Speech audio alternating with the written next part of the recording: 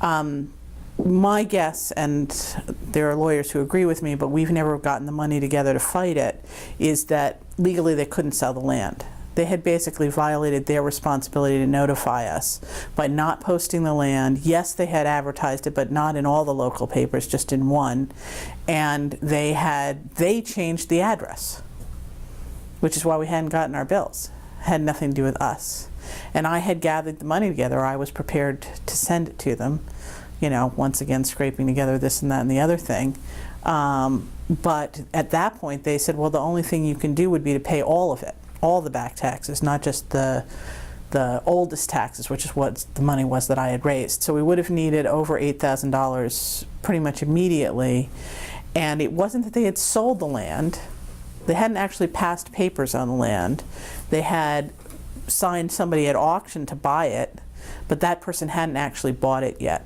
So it's quite possible that we actually have another 3 weeks to fight this and put an injunction on their ability to it's 3 years to challenge an auction. So March 1st of this year will be the date by which we can't challenge it anymore, probably. Really? Really. That's what I was trying to get the lawyer in New York to do, and she said she'd do it, but I have the feeling we haven't been on her case enough. So we have like 3 weeks that we could still challenge it. So what, given then the land, you guys obviously haven't gone out to the land, what is the executive collective still? What happened with the executive collective was that it dwindled down to just a few of us, and a couple of the women who got involved, we never quite could figure out where their heads were at, and so part of the problem was... No, you're fine, just if you don't lean in that direction. I'm sorry. Part of the problem was that a couple of the women who got involved kept saying they'd take things on, and I don't know what where their heads were at exactly.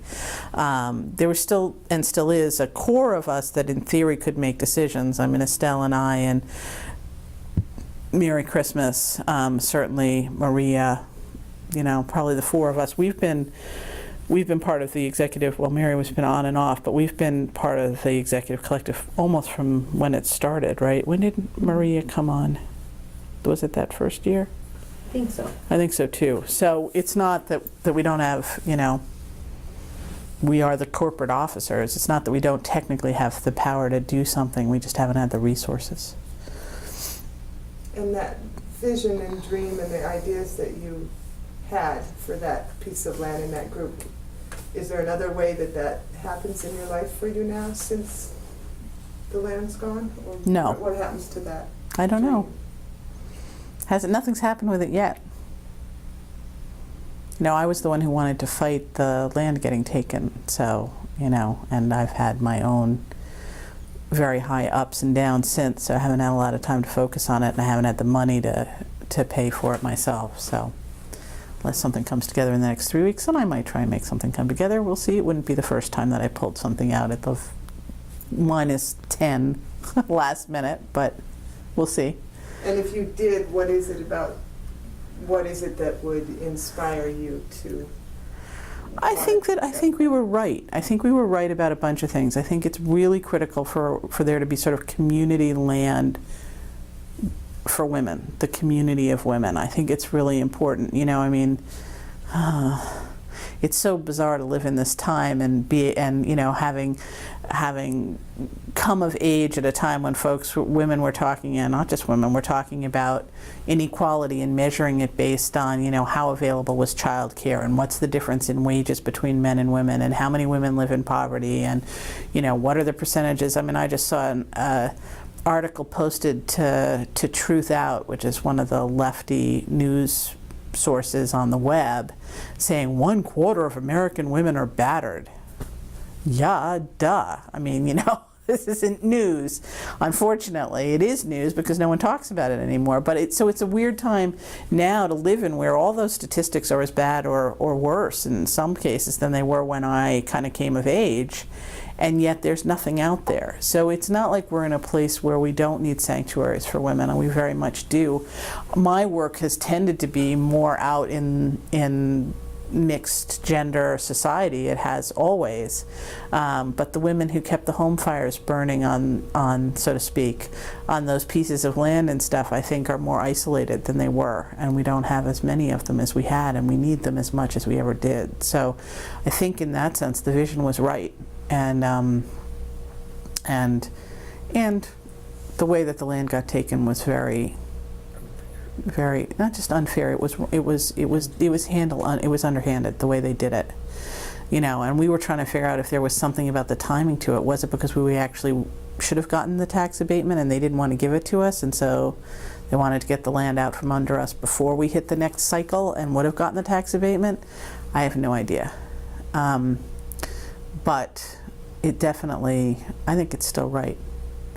And I have a spiritual attachment to the land from having done the work, the preparatory work for the circle. It was amazing going back there the year after, whatever, that we had done that, and the first time I was back on the land. And I remember the back of the land, the railroad, the old railroad bed. You go up over that to get to the two backfields, and I remember it must have been muddy and yucky going out there. I think we must have not mowed, and it was wet and miserable, and I was like, why am I doing this to myself? I'm going to go back there. The lovely thing about the land was that it was rejuvenating, so every year you had to, the business of clearing. I mean, we weren't trying to clear much of the land at all, but just mowing just the parts so that you literally could get from one place to another without being in grass fields that were taller than you were, so to speak, was a lot of work every year. So I'm slogging my way back there, down the path that we usually mowed, old tracks actually that was a sort of dirt road at one point. And I'm slogging my way back there, and I'm like, why am I doing this? I'm going to get back there. The grass is going to be up to here. I'm going to be trying to find my way back to the area where we've tried to organize this circle. And this is ridiculous. Why am I doing this to myself? And I get to the where the train trestle was. I go over the rise, where the hump, where the tracks were, and I get to the top of the rise, and all of a sudden it was this feeling of a million little voices being like, oh, she's back, she's back, which was just amazing, and also felt totally appropriate, totally right. Like, oh, of course they know my energy. Like, I've spent all this energy here. That makes sense that it would be familiar. So, that connection of doing that and sort of bestowing part of my heart energy there is still true, So, if we could muster the time to file the paperwork so that we made our deadline, even if it was just to file the initial paperwork so that we made that March 1st deadline. I've been thinking about it for the last month and a half. So I may try and muster it in the next 3 weeks. We'll see. It's like we're in a trough and the next wave is coming. I think that we've got to figure out how to continue the piece of trying to heal women's relationships to each other, to themselves, and to the land. And I think that, whether it's this piece of land or other pieces of land, it's really critical that we have access to land. And I think part of it is that sense that there is women's land out there, but a lot of it's privately owned. And I think that there is an inherent, you can't own land. It's like you can't own air, you can't own water. These aren't things that human beings can actually own. We pretend. But the land's been around a lot longer than we are, and at this rate it's going to be around a lot longer after we go. And I think there's some piece about practicing what right relationship should be, and it's not like we managed it. There were plenty of times we fought with each other when we didn't need to, and we didn't listen well when we should have. But I think the practice of attempting to live healthy relationships with each other, with a healthy relationship to land, where we saw ourselves as stewards of the land as opposed to owners of the land, and understood that we were nurturing a legacy to keep that land available for women long term, that concept of living in perpetuity with a piece of land is part of what was healthy and is healthy about Indigenous and Aboriginal cultures that we've lost. And I don't think you get back there just through political movements or abstract theories about how you should do something or how you might do something. I think you have to practice it and try it and try out lots of different things to see what works. And we're in a challenging place of bridging both having to live in relationship to an incredibly unhealthy society, even while we're trying to recreate what healthy looks like and feels like and breathes like and feels like under your feet, and that's a very hard challenge. It would be much easier to have, you know, all land shared collectively and blah blah blah, because then everybody in the larger society would be practicing the same thing we are. Instead, we are, you know, creating islands that bring us closer to what we're trying to do, and then sometimes they get grabbed away from us. And I don't think we can give up the journey of trying to get there. This vehicle isn't available to us at this point, but we need these vehicles because we can't rebuild or create a new sense of right relationship, which I think, you know, has been lost in the dominant culture across the world at this point. So I don't know how else to get there without having places where we practice getting as close to it as we can, even while we try and figure out how we transform the larger world. Well, the thing I was thinking about in terms of the mission statement was, I remember that when I joined the executive collective, there was already a draft called the Blueprint of where women wanted to go and the idea of land trusting the land and et cetera, and even some of the language had already been written. And I remember looking at it, and it struck me as very significant that while it talked about holding the land in perpetuity for women, and the what I keep referring to as right relationship, but sort of the commitment to the conservation of the land and the animals and all the stuff that is related to how we relate to land, there was nothing explicit saying that we had a particular relationship to the Native Americans, the first peoples of that land. Which always feels to me like one of those fundamental pieces. To me, there's a special relationship between any part of the earth and the first human beings who figured out how to live in a symbiotic relationship with that land. So I remember saying to women, we have to incorporate this into the statement, and of course everybody was like, oh yeah, of course we do. But then I don't know, I sensed a certain kind of tension about like, well, what if the Native folks, if we put something in here saying that Native folks have a claim to this land, what if that ever happened that they came and wanted to claim the land? It was an interesting sort of, you know, it's in there. That's interesting. I wonder if they would have a right to take the land away from the auction based on the fact that that was part of the nonprofit's mission. They probably have legal standing.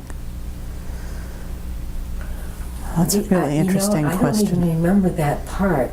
That's in there. I know that, you know, people have brought up some things about why, you know, they so much wish that it had gone to the Cayuga rather than have us piddle it away. Which, well, there's a little bit of a judgment there. Yes. We didn't piddle anything away. We put in more resources than we had, and the women who decided to sit at a distance, who usually had more financial resources than we did and were judgmental about it, that's I'm not going to go there, but they are in no position to say anything about the choices we made. We put in year after year after year, keeping it alive, keeping, you know, making sure that, you know, when we did do a lot of work, as you were saying while we were off tape, about the physical structures on the land, we were so careful to, like, we would take photographs of the paintings on the buildings. If we were going to put up new wood, we would take photographs first so that it could be repainted if women ever wanted to, or any of those things. I mean, we tried so hard to not only make sure that the financial needs of the land were met, but also the physical needs and the historical needs of the land. And so we put in time and energy and commitment in a way that a lot of women who I feel like would complain about us weren't willing to do. And I think there's a piece there, and maybe this is, you know, part of a larger political issue about honoring the workers, the folks who put in the work. And if you don't like it, we were always open to having other folks come help us. Fine. You want to do it differently? You want to, you know, whatever it was, please do. You know, there was this amazing woman who we had a tree that died, right, that we needed to take down. Mm-hmm. And this friend of a friend who came up one weekend and who takes down, this was a huge tree, incredibly tall. Not something you could do without knowing really what you were doing. And she got up into the tree with her harness and the whole thing. What do and you call the feet thing? yeah, with the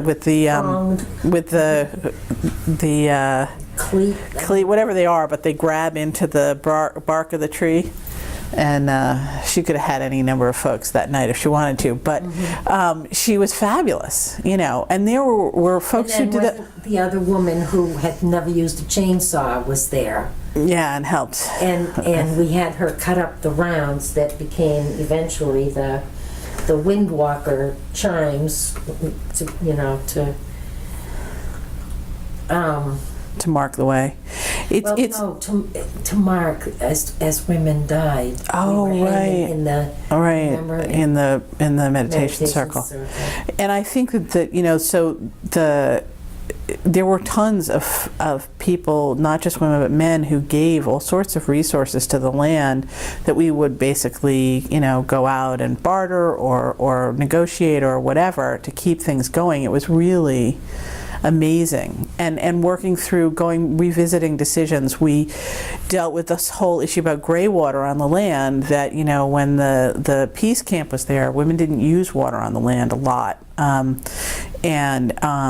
We had, for the women who were living on the land at one point, a number of them had significant disabilities, and we struggled back and forth with, so what's the trade-off of having a shower, of having, you know, a washing machine, and sorting those things through. And there were again, it was funny having this sort of ghost audience of women who were very attached to the land emotionally in one way or another, who felt like it impacted them somehow, the decisions we were making that had to do with what was going on with the women who were part of the collective at the time, that were real issues. And, you know, then we'd hear later that there had been emailing and, you know, whatever, concern about our discussion about a washing machine. It was sort of like, you know, if you all want to come live on the land and you're more able-bodied and you can go off and, you know, take your laundry out all the time and pay for the laundromat, okay. But we were making decisions based on real women's lives in this situation. It wasn't that we were not aware of the gray water issue. It wasn't that we weren't aware of the impact on the land. It was about understanding that we have a relationship to each other and the land, not sort of separate in some theoretical relationship, but a real practical relationship. And it, you know, as we face the subprime lending foreclosure stuff, anybody who studies this stuff can tell you housing that is occupied lives a lot longer than housing that is unoccupied. So if it meant making some changes and adapting things so that women could live on the land, both it was our mission to make it possible for women to live on the land, but also even for the health of the buildings and the structures and the HeRSToRy, to have women living on the land was really important. So yeah, we made decisions that in some other phase of things where women who were there had different kind of resources didn't need to make. And so it was an interesting, I mean, I think as somebody who came in with more of a, I never had an expectation that I would live on the land, right? So there were women who did live on the land and women who wanted to live on the land, and then there were those of us who were sort of in, you know, more distantly related in some sense and to the mission. You know, in theory, I might have been in the more theoretical group about sort of like, well, we don't want to do that because it's not the pure mission of whatever. But I always felt the other way. I always felt like I had a real responsibility to the women who were living on the land, you know, who were dedicating full time in a way that I wasn't available to do, and to really try and make choices that both honored the reasons why women had made the previous round of choices, but also recognizing that we were in a different situation. And I didn't have any, having, you know, listened well and been as present to the process as possible, I didn't have any questions about the choices we made. I felt like, you know, it's not that we were only looking at one thing, it's that we balanced all the needs and did our best to meet those needs. At the point where you found out that the land had been auctioned, where was the collective status at that point? How many women were involved, and what was there a process around what to do next? 5, 6, 7 of us. And we talked to each other. I mean, what we wanted to do right away was to see if we could fight it. And so we went and looked for a lawyer. We sent out word to women who we knew in the network who might money in, because they had said, you know, if you could come down with whatever it was, 8,600, I don't remember what the exact figure was, you know, that would make a difference. But the problem is we needed a lawyer as well. So we had to both gather the money and find a lawyer, and the lawyer that we had used for years was unwilling to take it on. And so we also scrambled to look for a lawyer. And I don't think that the two came together in a timely enough fashion. We got some money immediately. We got the lawyer later. The lawyer, you know, wasn't he not willing to? Oh, there was another lawyer. Yeah, oh, that was a bad detour. And actually, we went through 2 other lawyers who were up there before we found the woman who had been connected with the land earlier, who was willing to take it on pro bono, who's still available. But I think then for some of the women who gave the money, they thought it was going to solve it right away. Well, it didn't solve it right away, which was what we wanted to do, because it took us a while to get our hands on a lawyer. So then some of the women wanted that money back. It got complicated, but it's still available in the sense that there's still this pro bono lawyer. She has the paperwork. I made sure she got the paperwork. And what we had said as a collective was that we wanted to fight it. But I don't think we made a further decision after that. That was sort of the decision we made at the time. And, you know, pluses or minuses, I tend to do more of the legal work. Like, that's something that, for whatever reason, my brain works that way. And so I really was carrying more of sort of like talking to the lawyer, figuring out what paperwork she needed. Then Merry Christmas would go running around trying to find whatever documents we needed from the various agencies out there. I was the secretary, so I had the documents related to the land itself. Estelle had a lot of the financial and legal stuff because it was her address that things were coming to. So, you know, we took a while to gather all the paperwork together, but it's there. And the other 4 women of the collective, where were they? What were they doing? Well, one of them was this woman who kept trying to get us a lawyer, and she kept getting us lawyers that were not on board. You know, Maria and Mary both lived near the land. They were like, you know, whatever you need. So they'd go out to the library or be willing, you know, they'd say, well, I'm willing to take something down to the courthouse, but we never got them the paperwork they needed to walk in. So, Maria tried to raise money, and she did, you know, make some contacts and. Well, we got some money from the larger network of women out there too. So, I mean, everybody did a piece. You know, Andy was the only one who I think was not in a place at the time to do much. She was also not part of the collective. Technically, well, I don't know about it. Yeah. Oh, okay. I'm sorry. I think she may have taken her name off, but yeah. And did you have a response from the greater, like, Peace Camp community, or was it from Peaceland? No, there were some women from the Peace Camp larger networks. I mean, there's always been a tension that has been expressed in different ways. You know, some of the women who never had a direct relationship with the Peace land still felt very supportive of work we were doing and responded when the call went out, even if they didn't have money, you know, sort of sent emails or were like, oh God, you know, please save the land, whatever you can do. But I think that there were women who were on the other side of the transform or die divide who never came to terms with the fact that we were still there. So I think it was very mixed. in the larger network of women who in one way or another had a connection to the land, I think, you know. And certainly I think, you know, it's easy when you lose something that valuable to blame each other instead of going, oh, you know what? You know, it's not that we were idiots and didn't know what was going on. It's that somebody played some games out there. So I don't know. And initially, we really did try Oh, yeah. hard, you know. I have to say that, you know, I've certainly pulled back. Yeah. I just can't. I was, My heart is. yeah, it's heartbreaking. And you know, I didn't have, and this is one of those pieces we'll have to change, but, you know, I was homeless for a while, and then I was running for governor, and my life really went through major roller coaster. Homeless governor? No, I was homeless. The transition went straight from I found a place to live and I announced that I was running. So there were major traumatic different things going on, plus and minus traumas, but whatever, that I'm still only now beginning to balance out my life. So it was not a good time for me to have a lawyer who needed me to check in every month and say, how's it going? What's going on with the paperwork? And blah, blah, blah, blah, blah. And there was one point at which she called me when I was literally about to walk into a major debate, and I was on the phone with her and I was like, I just can't talk right now.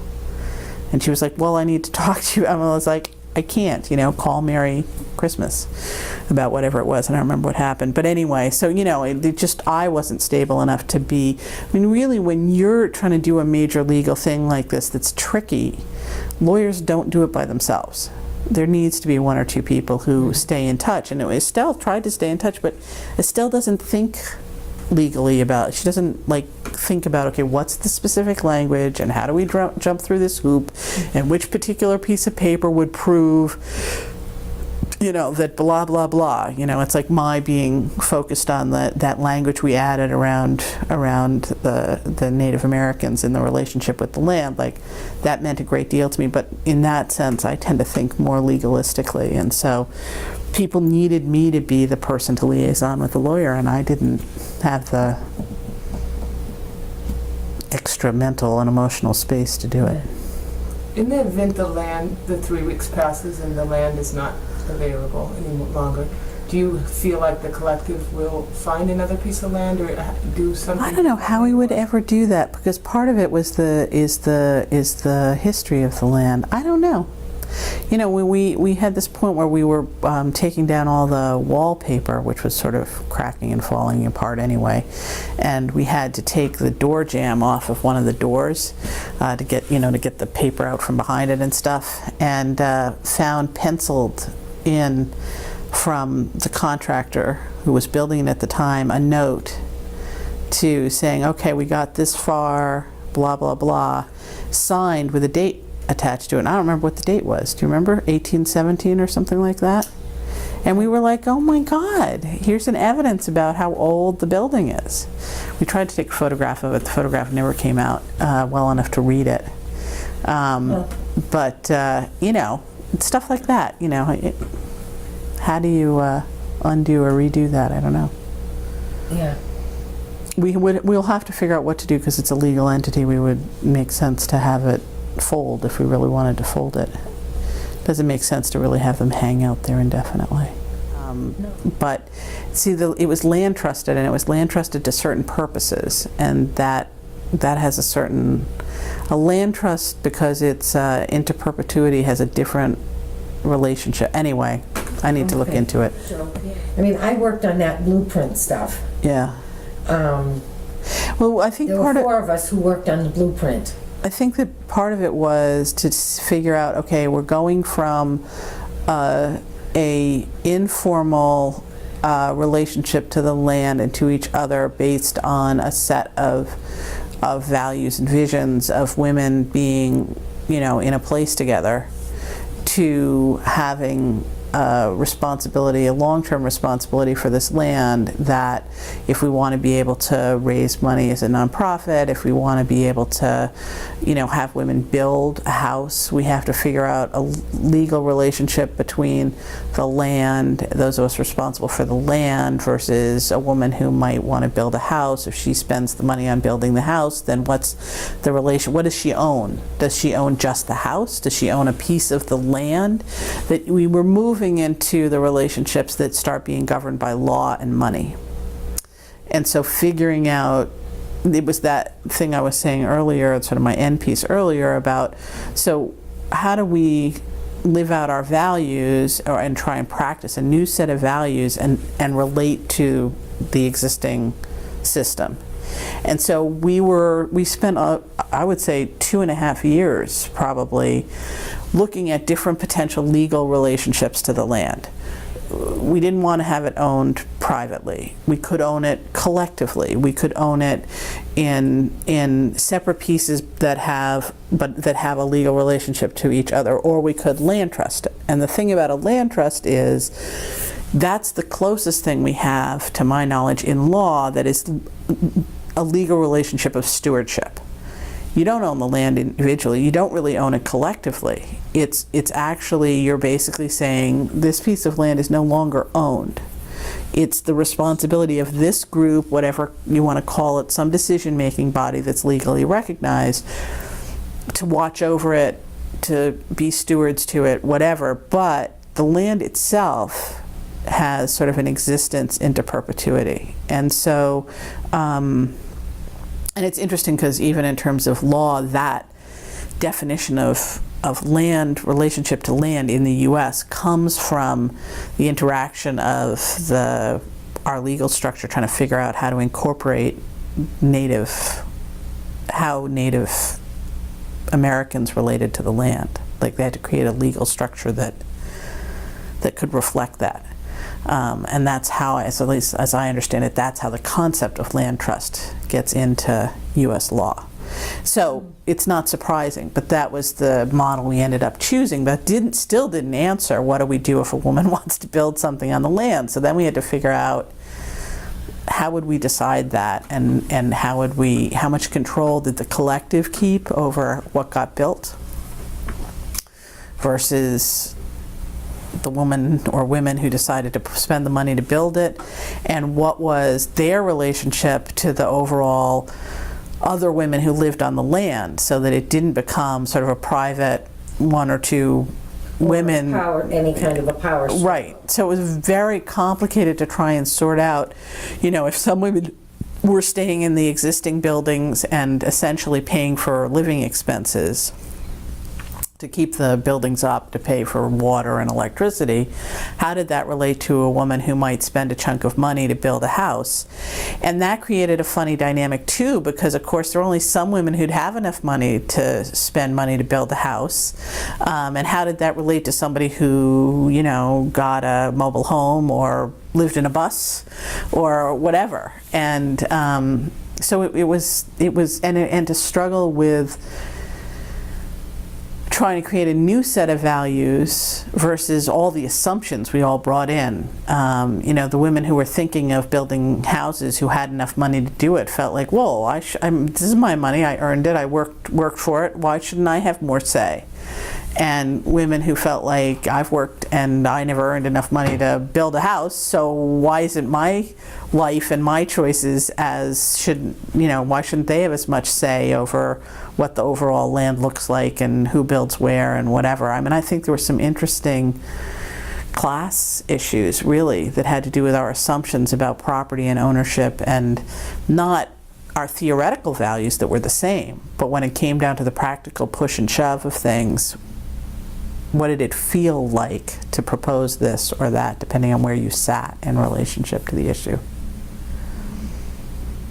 Is that more what you were thinking about? We really put in a heck of a lot of time.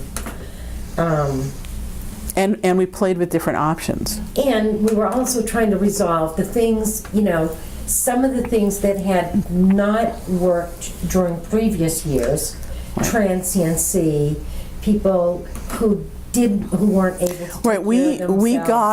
we got into a whole realm of things that, again, I think some of the ghost women who were watching what we were doing but weren't necessarily participating, that I think felt very uncomfortable about, was that we created a set of expectations and guidelines around coming to visit the land, that it wasn't like just drop in, drop your stuff and do whatever, that we actually wanted to have some expectation about putting some money in the kitty. That we'd like notification, wasn't required, but we put out the wish that women would notify before they showed up on the land, so that the women who lived there would have some idea, oh, we're going to have guests. Not that it wasn't like it was a requirement and you could get turned down. You couldn't get turned down, but it was sort of like, could you please notify the women on the land? And then beyond that, we realized we didn't have the resources, either in terms of time or money or energy, I guess, right, to take care of a woman if she got stranded, either emotionally or physically or financially on the land. Like if there was a woman who ended up, who had significant physical disabilities and the land wasn't set up for her to be able to get around, we didn't necessarily have somebody who could be there to help her get around. Or if a woman wanted to come live on the land but didn't have enough money even to pay a very partial portion of the living expenses on the land, the other women who were living on the land didn't have money to make up for her necessarily. So we had to negotiate all of that stuff, and that had to do with having a longer term perspective of a collective where there was enough energy and time and resources to keep things going. And so the decisions had to be made in a much longer term perspective. And we kept things open still, it's like we just had a set of on-land rules that we wanted women to agree to if they were going to be on the land.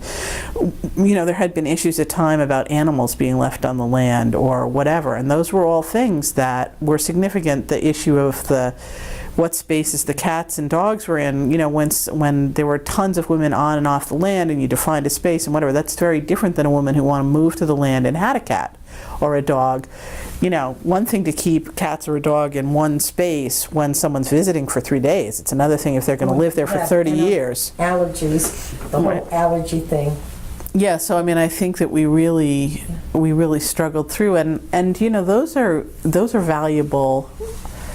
The way we came to the balance, there's never a right or wrong answer, but the way we came to the various balances that we did. And there were women who, had dreams of living on the land who realized, oh, this might never work for me. And I think that was hard. You've spoken with some women who talked about the transsexual issue that came up. Can you speak to that at all? And if you felt like your process was successful as a group or lacking or... Successful. I don't think we ever came to a resting point that worked for all of us, that's for sure. I don't even know. I would say of all the decisions that I remember during that, gosh, how long was it? 10 years maybe? Was it that long? Yeah, it might have been. For the Peaceland time. Yeah, it would have been more than that maybe. I think that was the hardest one, I would say, and the least resolved. It was complicated. I think there was, a lot of different factors that went into it. There's all of the history and HeRSToRy, both, that come into play in terms of our expectations of relationship cross-gender and within gender. That was part of what was going on, that I don't even know. I think my experience of it was that it was really hard to get any of us, pretty much, to be able to actually exist in the moment and make a decision based on what was happening with this particular woman in this particular situation. That things kept encroaching, like women who'd feel like, I just can't feel safe. I just can't feel safe with this person here. And women who felt like, I can't be here if we don't make the right decision about this because it would challenge my sense of trying to live a moral life. And then there was the particular person in particular and the challenges about who they were. I mean, it's fine to make a theoretical decision about stuff, but boy, my mind goes to this odd analogy I've been struggling with. I work now in circles with way more men than I ever have in my life, and often predominantly men, which hasn't been true since I was in high school. And that, they're sort of the men I consider my allies, who are pro-feminist men and who really are, profoundly committed to process and egalitarian ways of doing things, and really, consensus and really listening and all that sort of stuff.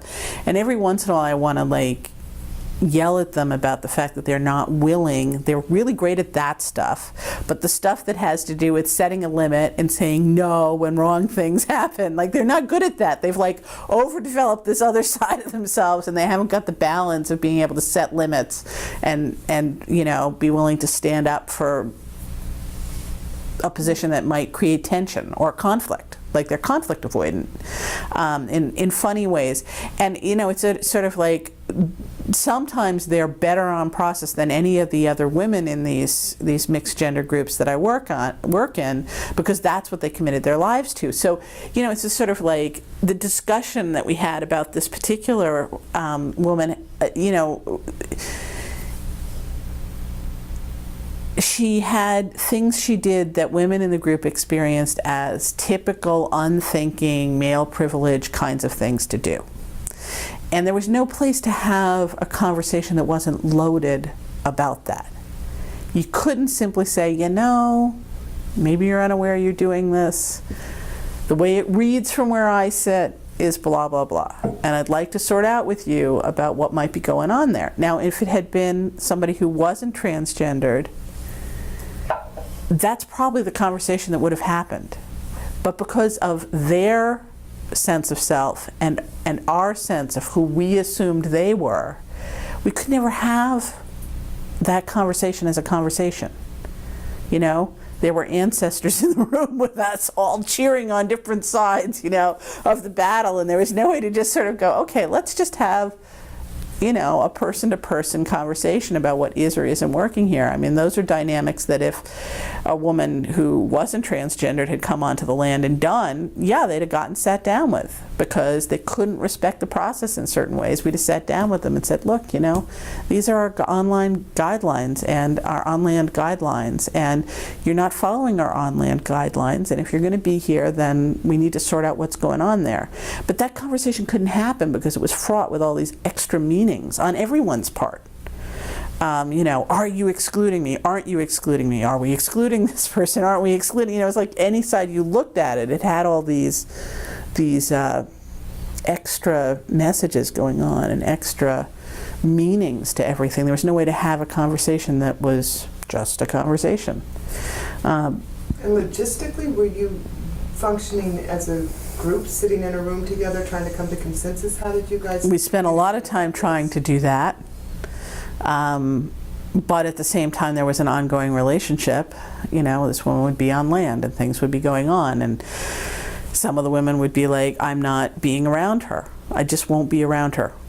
I just can't find comfort with that. And so it was very complicated. It was a constant negotiation every time that she was around, between the women who wanted to connect, the women who didn't want to connect. It was quite the mess. And the resolution, as such, what did you guys come up with? I thought that, and I'm not going to remember exactly. My recollection was the resolution was an in-between place, that that we didn't feel like we could treat this woman as the same way we would treat other women on the land. And so, but on the other hand, we didn't want to exclude her from the land. So we came to a compromise position, and I'm not going to remember what it was, but it was something like notify us beforehand. part of the reason was because there were some women in the collective who just felt like, I can't, this feels like a violation of our agreements about who's on the land, so I want to know so that I won't be here. I'll leave if necessary, but I won't be here when she's here. And, but wanting to allow her to be on the land. But then I think we had other agreements, like she was not to be on the land by herself. Someone else had to be on the land. So I can't remember all of what they were, but they had to do with that kind of compromise stuff that I don't think, because she was so adamant about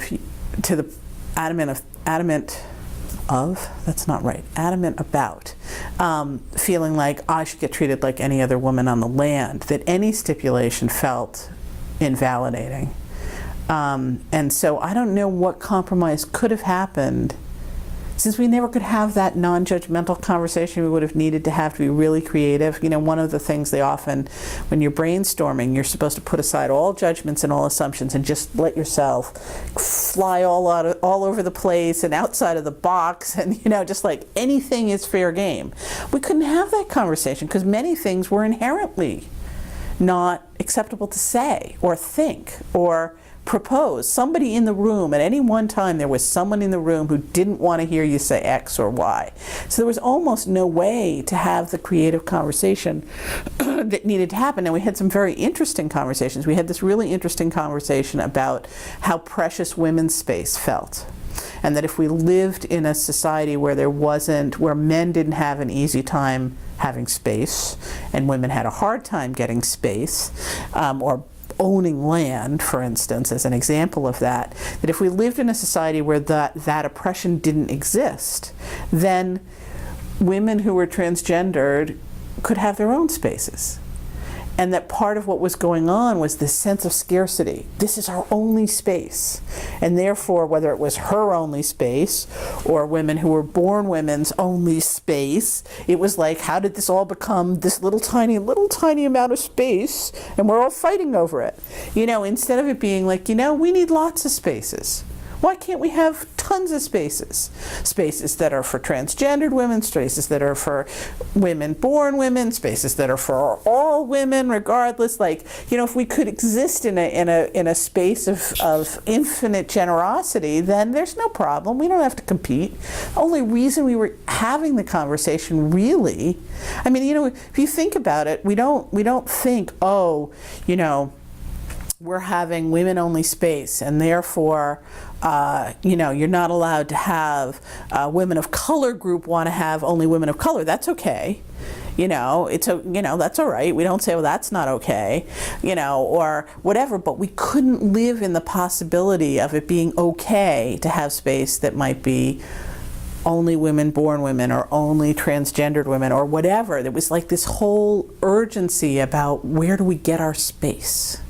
You know, how do we get that time when we're just with these folks or just with those folks? And, you know, it goes back to Bernie Johnson Reagan's piece about coalition building means you're never comfortable, and that she always said you weren't doing your work if you weren't uncomfortable most of the time. And, you know, that's in balance with knowing that we have to have space that we're allowed to retreat to come to understand who we are when we live in exile, in a sense, from ourselves in the day-to-day larger world. And so there was a way in which we never were allowed to engage with what I feel like is the creative brilliance that we can bring to almost any situation, so that it doesn't have to be lose-lose. It could actually be win-win. What would it have taken to have done that at that time? When you say you didn't have that space, well, I think what do you mean, the creative space? I think I named it already. The problem was getting rid of the judgments, the added layers of meaning to something, you know? If I say I like green and you say you like red, that can be fine. But if there's an extra meaning to anybody who likes green, therefore has to be blah, blah, blah, and anybody who likes red, therefore has to be blah, blah, blah, you never get to the place of naming. And there was something inherent in the issue that meant there was... Yes, I think because of the scarcity thing, of sort of, you know, how many women felt like they had spent their lives fighting for a space for women only. and that it was so precious and there were so few. And one of the conversations we had was how many women's lands we knew had closed, or how many women's centers or women's newspapers had ended. So here we're in a period where the women, many of these women who've fought for those different institutions, are watching them fold at the same moment that here comes along a woman who says, open your space to me, when women are feeling incredibly scarce and under fire. So there wasn't an ability to go, you know what, let's be generous. What would generous look like? And that would have required not only the generosity of the women in the collective, but also the generosity of this woman, to have it not be about judgment. Let's, and she felt, understandably, that she had spent her life fighting for her space, for spaces where it was okay for her to be. So there was no way to come into the conversation without this sense of scarcity hanging over all of us, and were we going to get our needs met? And it's something that I actually talked with this guy, I need to meet with him again, who's a systems theory analyst, and we were talking about what it meant to live in a culture of fear, because we've had a president whose administration has been all about engendering as much fear, nurturing as much fear as possible in all of us. And he was saying, oh yeah, fear, that leads to divisiveness and competition and destructive behavior. And I said, well, that's not necessarily true, because that's only true with what happens with relationships between us and them. But if we experience all of us as us, human beings don't react with competition, divisiveness, and destructive behavior. They coalesce all their resources against the outside problem. And so part of the problem was we came into the conversation divided. It wasn't about how do we meet the needs of all of us. The question was it us? Was this woman part of us or not? That's dangerous the minute you get there. And that's that piece of, and I think it's a challenge for all of us, so, in a sense, one of the spiritual challenges of life is, at what point do we claim us to be all of us? All of humanity? All of life on the planet? Like, how big an us can we become committed to? We couldn't start there.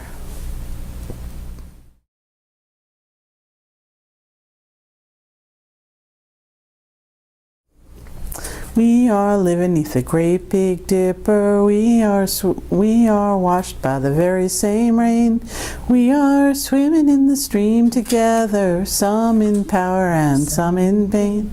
We can worship this ground we walk on, never realizing that. Now see, that's the verse. We've arrived. Loving spirits can live together. We are swimming to the other side, right? We are swimming to the other side. Yep. Yeah, that was a nice one. You haven't been singing enough, Grace. I haven't. That's absolutely right. That's true.